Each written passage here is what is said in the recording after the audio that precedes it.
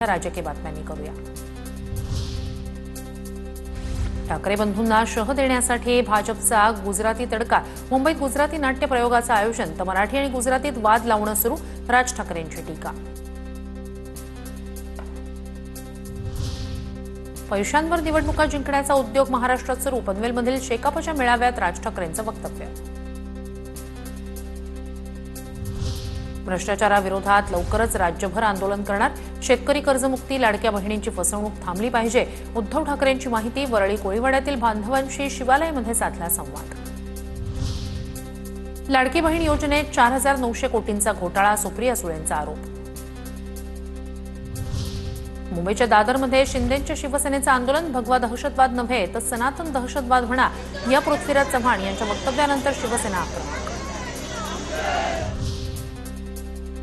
भगवा दहशतवाद ऐवजी हिंदू दहशतवाद म्हटलं पाहिजे। माजी मुख्यमंत्री पृथ्वीराज चव्हाण यांचं वक्तव्य। भारतातील सर्वात पहिला दहशतवादी नथुराम गोडसे असल्याचंही वक्तव्य। तुम्ही स्वतःच्या धर्माला पाठिंबा देणार नसाल तर कुणाला देणार? पृथ्वीराज चव्हाणांच्या वक्तव्यावर अमृता फडणवीसांची प्रतिक्रिया। आपल्याला हिंदू धर्माचा अभिमान असला पाहिजे असंही वक्तव्य। मालेगाव बॉम्बस्फोट प्रकरणात पंतप्रधान मोदींना गोवण्याचा कट होता। मोदी आणि योगी आदित्यनाथ यांची नावं घेण्यासाठी दबाव होता।